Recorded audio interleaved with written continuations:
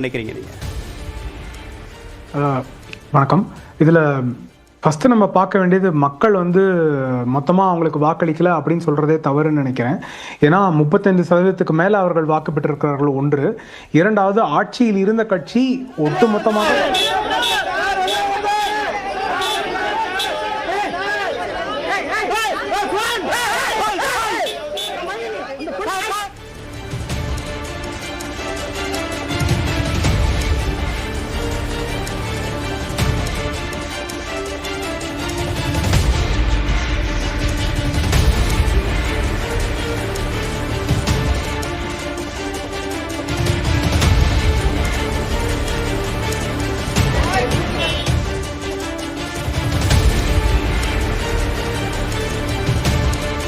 தவேக தலைவர் விஜய் தற்போது தன்னுடைய வீட்டிலிருந்து புறப்பட்டு வெளியே சென்று வரக்கூடிய இந்த காட்சிகளை பார்த்துக் கொண்டிருக்கிறோம். விவரங்களுடைய நிகழ்ச்சியுடைய சிறப்பு செயலர் செந்தில் ராஜா. செந்தில், விவரம் என்ன? தேவப்பிரியன், நடந்து முடிந்த சட்டமன்ற தேர்தலில் தமிழக வெற்றி கழகம் 110 இடங்களில், அதாவது வெற்றி மற்றும் முன்னிலை ஆகிய சேர்த்து 110 தொகுதிகளில் முன்னிலையில் இருக்கிறார்கள். இந்த நிலையில் தமிழக வெற்றி கழகத்தின் தலைவர் விஜய் தன்னுடைய நீலாங்கரை இல்லத்தில் அரசியல் ஆலோசகர் ஜான் ஆரோக்கியசாமியுடன் ஆலோசனையில் ஈடுபட்டிருந்தார். இதை முடித்துக் கொண்டு தற்போது தன்னுடைய பெற்றோரை சந்தித்து வாழ்த்து பெறுவதற்காக, ஆசி பெறுவதற்காக அடையார் இல்லம் நோக்கி புறப்பட்டுக் சென்று கொண்டிருக்கிறார். குறிப்பாக பார்த்தீர்கள் என்றால் காவல்துறையுடைய பலத்த பாதுகாப்பு மத்தியில் அவர் சென்று கொண்டிருக்கிறார். ஒரு கான்வேயில் செல்வது போல் அவர் சென்று கொண்டிருப்பதை நம்மளால் பார்க்க முடிகிறது. ஏனென்றால் காலை முதலே இங்கு காவல்துறை அதிகாரிகள் சுமார் 500க்கும் மேற்பட்டவர்கள் இந்த பகுதியில் பாதுகாப்பு பணியில் ஈடுபட்டிருந்தார்கள். இன்று தொடர்ந்து காவல்துறை அதிகாரிகளும் விஜயுடைய இல்லத்திற்கு அங்கு பாதுகாப்பு ஏற்பாடுகளை பண்ணி வந்தார்கள். இந்த நிலையில் தான் விஜய் தற்போது தன்னுடைய பெற்றோரை சந்தித்து வாழ்த்து பெறுவதற்காக, ஆசி பெறுவதற்காக புறப்பட்டிருக்கிறார். அவர்களுடைய இல்லம் அடையாறில் இருக்கிறது. அவர் அடையார் சென்று அங்கிருந்து பெரம்பூர் தொகுதியில் அவர் வெற்றி பெற்ற சான்றிதழை பெறுவதற்காக லயோலா கல்லூரி செல்வதற்கும் அவர் திட்டமிட்டிருக்கிறார். தேவப்பிரியன், லயோலா கல்லூரி செல்வதற்கான காரணம் என்ன செந்தில்? தேவப்பிரியன், அவர் சென்னையில் இருக்கக்கூடிய பெரம்பூர் தொகுதியில் அவர் போட்டியிட்டார். குறிப்பாக அவர் அந்த தொகுதியில் தான் முதல் முறையாக வேட்புமனு தாக்கல் செய்து இங்கு அவர் தன்னுடைய 2 தொகுதியில் போட்டியிட்டிருந்தாலும் பெரம்பூர் தொகுதியில் தான் முதல் வேட்புமனு முதல் தொகுதியாக பார்க்கப்பட்டது. இந்த நிலையில் அவர் வெற்றி பெற்றதை அந்த சான்றிதழை பெறுவதற்கு லயோலா கல்லூரி செல்கிறார். தேவப்பிரியன், இப்ப மற்ற கட்சியை சேர்ந்த இப்ப தனி பெரும்பான்மை கிடைக்காத நிலையில தற்போது தாவேகாவுக்கு ஆதரவு தருவது தொடர்பாக இல்ல ஆதரவு கோருவது தொடர்பாக ஏதாவது ஆலோசனை மேற்கொள்ளப்பட்டிருக்கா? தாவேகாவுடைய அடுத்த கட்ட நகர்வு என்ன செந்தில்? தேவப்பிரியன், இன்று அவர் பெரும்பான்மை பெறுவதற்கான அந்த 118 இடங்கள் வெற்றி பெறுவோம் என்ற எதிர்பார்ப்பில் இருந்தார். குறிப்பாக பார்த்தீர்கள் என்றால் இன்று அந்த கள நிலவரங்கள் முழுவதையும், அந்த வாக்கு எண்ணிக்கை எவ்வாறு சென்று கொண்டிருக்கிறது, எந்தெந்த தொகுதிகள் முன்னிலையில் வருகிறோம் என்பதெல்லாம் உன்னிப்பாக கவனித்துக் கொண்டிருந்ததாக தெரிகிறது. அது மட்டும் இல்லாமல் அந்த நிலவரத்து குறித்து அரசியல் ஆலோசகரான ஜான் ஆரோக்கியசாமியிடமும் அவர் தொடர்ந்து ஆலோசனையில் ஈடுபட்டிருந்தார். குறிப்பாக இன்னும் கிட்டத்தட்ட 8 to 10 தொகுதிகள் தேவைப்படுகிறது, அந்த மெஜாரிட்டிக்கு தேவைப்படுகிறது. அதை எவ்வளவு பெறுவது, இல்ல இன்னும் வாக்கு எண்ணிக்கையில் நாம் வருவதற்கான வாய்ப்புகள் இருக்கிறதா, முன்னிலையில் வருவதற்கு வாய்ப்பு இருக்கிறதா, தன்னிச்சையாக ஆட்சி அமைக்க முடியுமா, அல்லது வேறு யாராவது உதவியுடன், காங்கிரஸ் அல்லது பாமக உதவியுடன் நம்ம ஆட்சி அமைக்கலாமா என்பது உள்ளிட்ட அந்த ஆலோசனையும் நடைபெற்றதாக தெரிகிறது. ஆனால் அது அதிகாரப்பூர்வமாக இன்னும் வெளியிடப்படவில்லை, என்ன மூவ்மெண்ட்ல இருக்கிறாங்க என்பதை.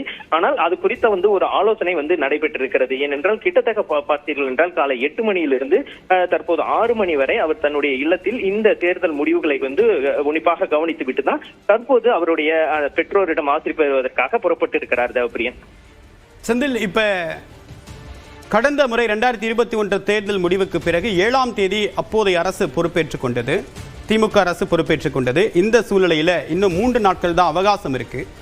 சோ ஒரு ஏதாவது பிளான் இருக்கா தாவேகா கிட்ட? தேவப்பிரியன், 7ஆம் தேதியே பதவி ஏற்கலாமா என்பது குறித்தும் அந்த பதவி ஏற்பு நாள் குறித்தும் கூட ஒரு ஆலோசனை நடைபெற்றிருக்கிறது. குறிப்பாக அவருடைய அந்த ஜோதிடரும் இன்று இல்லம் காலை அதிகாலை வந்தார். ஒரு 7 மணி அளவிலேயே வந்தார். அவர் தான் முதல் ஆளாக விஜயின் இல்லத்திற்கு வந்திருந்தார். அவரோடவும் ஆலோசனை நடைபெற்றது. அந்த பதவி ஏற்பு நாள் என்னவாக இருக்கலாம் என்பது குறித்தும் அவர்கள் ஆலோசனை செய்திருக்கிறார்கள். அந்த ஆலோசனை செய்து தற்போது அந்த முடிவு எடுக்கப்பட்டிருக்கிறது. அது ஒருவேளை 7ஆம் தேதியாக இருக்கிறதுக்கும் அதிகப்படியான வாய்ப்பு இருப்பதாக தெரிகிறது. இருந்த போதிலும் அது இன்னும் ஒரு நாளைக்குள் அது இறுதி வடிவம் கிடைக்கும். எப்போது பதவி ஏற்பார்கள் என்பது தெரிய வரும். தேவப்பிரியன், உங்களுடைய விரிவான தகவலுக்கு மிக்க நன்றி செந்தில். அடுத்த கட்ட தகவலுக்கு தொடர்பு கொள்கிறோம். திரு ராமசாமி மையப்பன், தொடர்ந்து அண்மை செய்தி வந்துட்டு இருக்கு. இப்போ நீங்க ஏற்கனவே குறிப்பிட்டீங்க, இது ஒரு குறிப்பிட்ட அளவுக்கு தாவேக்காவுக்கு ஆதரவு இல்லை, மெஜாரிட்டி இல்லைன்னு சொல்ல முடியாது, ஒரு 35 விழுக்காட்டுக்கு மேல வாக்கு போட்டிருக்காங்க அப்படின்னு சொன்னீங்க. ஆனா இந்த ஆட்சி மாற்றத்தை கொடுக்க முடியும் அப்படின்ற நம்பிக்கை அதிமுக பாஜக தான் வெளிப்படுத்தினது. திமுக அரசு அப்புறப்படுத்தப்பட வேண்டும் அப்படின்னு தான் பரப்புரையுடைய முதல் முக்கிய நோக்கமா இருந்துச்சு. ஆனா அந்த இடத்துக்கு அதிமுக பாஜகவால வர முடியலையே, ஏன்? மல்டிபிள் காரணங்கள். ஒன்று அந்த ஆன்டி இன்கம்பன்சி அப்படின்னு அறுவடை செய்யப்பட வேண்டிய ஒன்று. கான்ஸ்டன்ட்டாக ப்ரொட்டஸ்ட் இருந்துச்சு.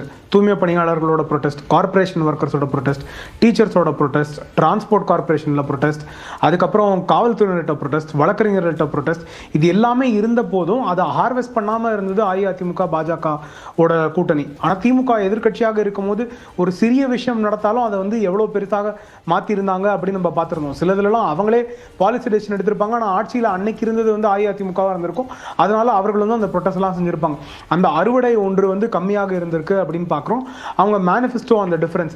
ஆனால் எதை தாண்டி பார்த்தாலும் முக்கியமான அம்சம் அப்படின்றது விஜய் அவர்களோட கரிஸ்மா, அவர்களோட ஸ்டார் பவர். அது இல்லாமல் இளைஞர்கள் அவர்களோட ஒன்றுபட்டு இருந்தார்கள் அப்படின்றது. இளைஞர்கள் மீது நிறைய பேர் நம்பிக்கை இல்லாமல் அவங்களால பூத்தில் ஹேண்டில் பண்ண முடியுமா இல்லையா, அந்த எக்ஸ்பீரியன்ஸ் இருக்கா இல்லையா அப்படின்ற அந்த கேள்விகள்லாம் கேட்டோம். அதையும் தாண்டி அவர்களால் அங்கே மேனேஜ் பண்ண முடிஞ்சது அப்படின்றது தான். நம்ம அது துறைமுகம் தொகுதியாக இருக்கலாம், சேப்பாக்கம் தொகுதியாக இருக்கலாம், கொளத்தூர் தொகுதியாக இருக்கலாம். இங்கே எல்லாமே அந்த இளைஞர்கள் அங்கே அவங்க பூத்தில் இருந்தபோது அவர்கள் கேள்வி கேட்டாங்க. ஏதாவது ஒன்று தவறாக நடக்கிற மாதிரி இருந்தால் அவங்க கேள்வி கேட்டாங்க. என்ன ரூல், என்ன ப்ரொவிஷனில் கேட்குறீங்க அப்படின்ற போது அதை அவர்களால் தேடி சொல்ல முடிஞ்சது. அவங்க முன்னாடியே மற்ற கட்சிகள் மாதிரி ப்ரிப்பேர்டாக அதுக்கான ட்ரெயின்டாக இல்லைனா கூட அந்த இடத்துல அவர்களால் சுயமாக சிந்திக்க முடிஞ்சது. அதனால் ஒரு மாற்றமும் இருந்தது. இது இரண்டாவது விஷயம். அதுக்கப்புறம் முக்கியமாக மூணாவது விஷயம் என்ன அப்படின்னா, நம்ம இன்னைக்கு ரியாலிட்டியை பார்க்க வேண்டிய தேவையாக இருக்கிறது. போஸ்ட் எலெக்ஷன் ரிசல்ட் நம்ம இதை பார்க்க வேண்டிய தேவையாக இருக்குது. அஇஅதிமுக எவ்வளோ ஒரு பெரிய கட்சியாக இருந்தாலும் அந்த பிரிஞ்சு போன சிலர்கள்னால வாக்கு சதவீதம் குறைந்திருக்கு அப்படின்னு நம்ம பார்க்க வேண்டிய தேவை இருக்கிறது.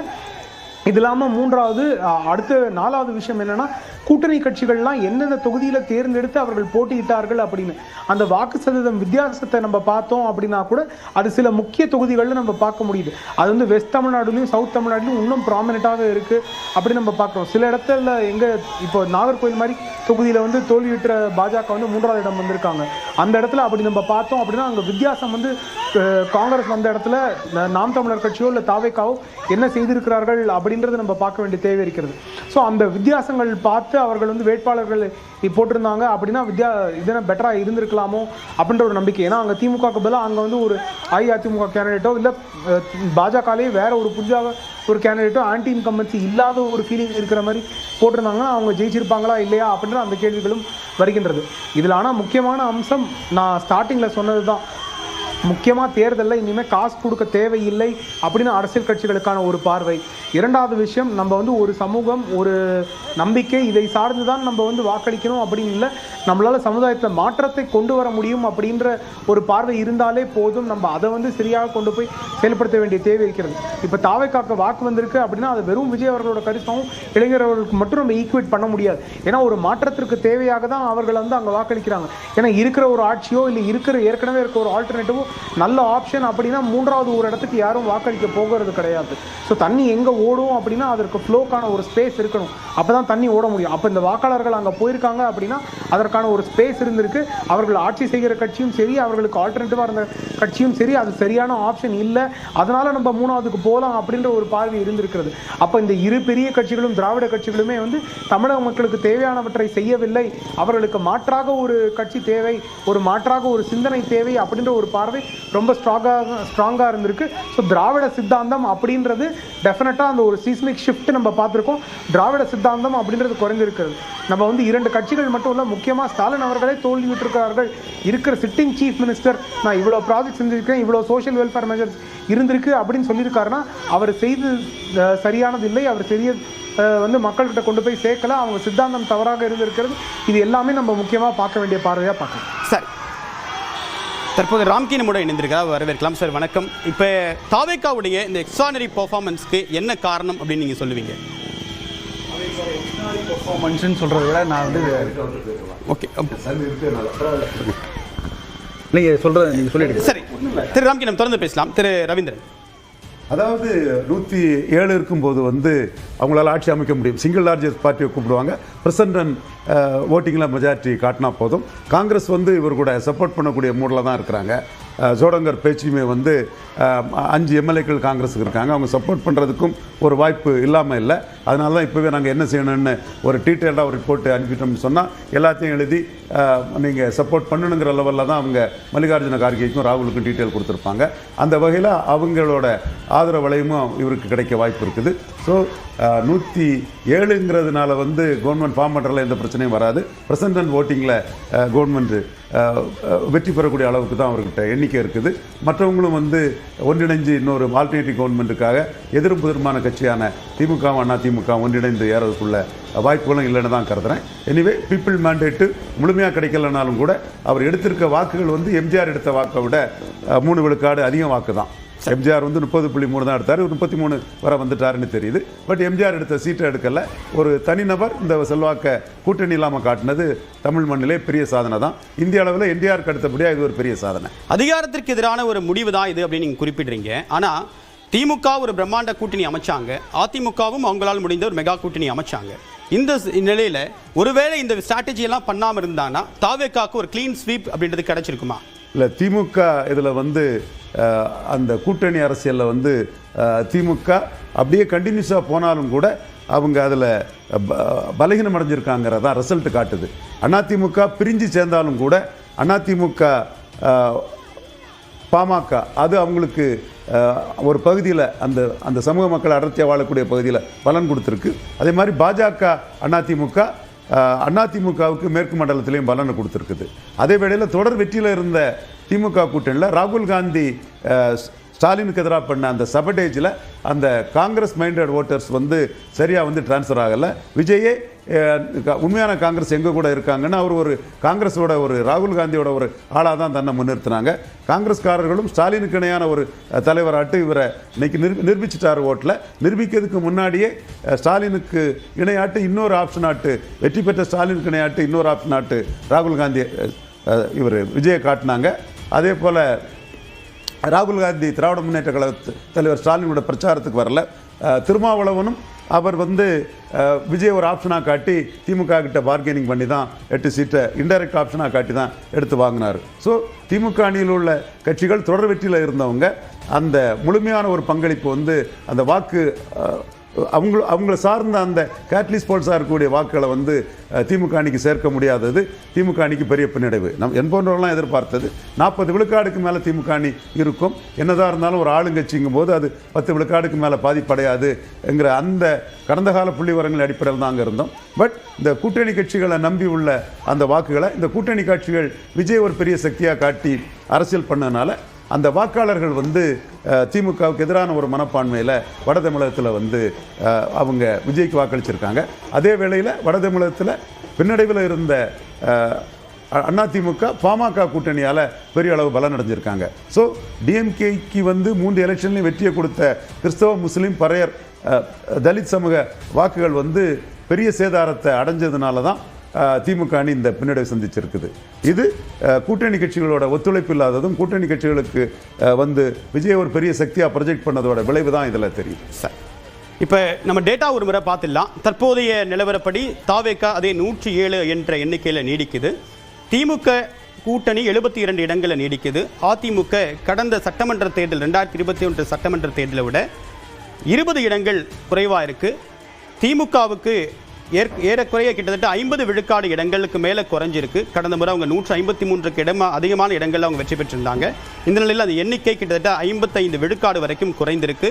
அத்தனை இடங்களும் தாவேக்காவுக்கு போயிருக்கு அப்படின்றது கவனிக்க வேண்டிய அம்சமாக இருக்குது. திரு ராம்கி, நம்ம ஒரு சிறிய இடைவேளைக்கு பிறகு தொடர்ந்து பேசுவோம்.